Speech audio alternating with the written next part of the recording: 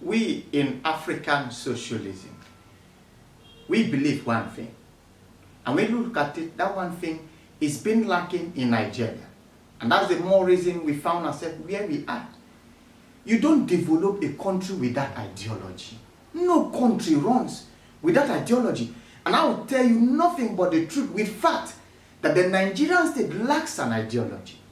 You don't develop a country without a national development plan.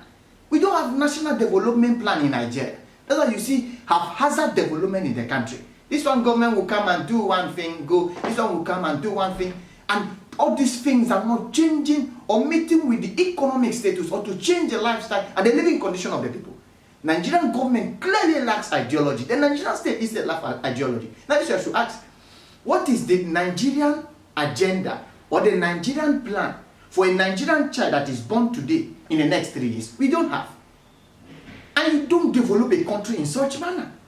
You don't develop the country in such status. Now, even the political parties in Nigeria, you agree with me that the political parties in Nigeria, mostly the prominent one that runs the affairs of this country, lacks ideology. No party runs with that ideology.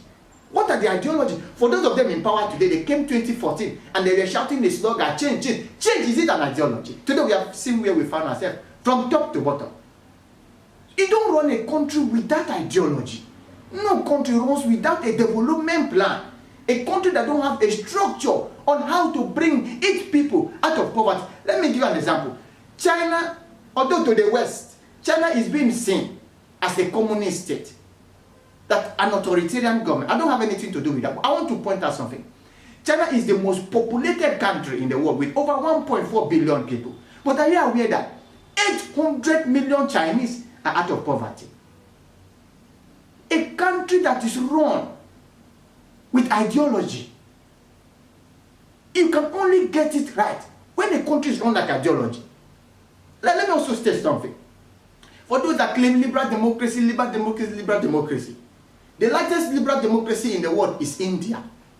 Now, China is not seen from the Western world as a country that practices liberal democracy, but a social democracy. But you agree with me, fact has shown that in the space of 1 decade, China was able to bring out over 300 million of its citizens from poverty. But in that same period of time, over 300 million Indians fell into extreme poverty. It simply means your liberal democracy is not helping countries who have copy-paste liberal democracy from the Western world. For us in African socialism, if you want to develop Nigeria, you must build a country with an ideology. No country runs and develops with that ideology. We must have the Nigerian plan, and always said this one thing. Because Nigeria was established on the basic and on the ground of falsehood. The people were not clearly captured. There was no national consensus. That is why when you go to the street, ask an average Nigerian man, where are you from? He will tell you he's a Nigerian. He will simply tell you his region or his tribe. And for you to build a country that will develop, you must have a country that its citizens are patriotic.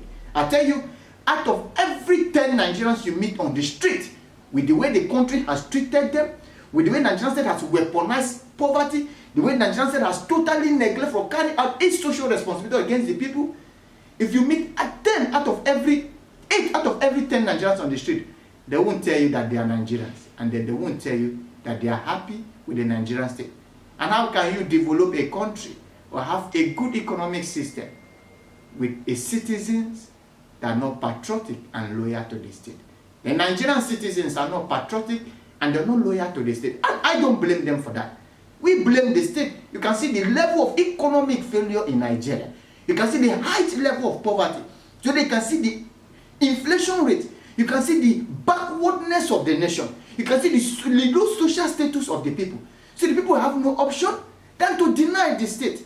And I always say this, if we really want a good, stable Nigeria, if we really want a better country, for those of us that still want Nigeria, then we must build and develop a country with a good national development plan, driven by ideology.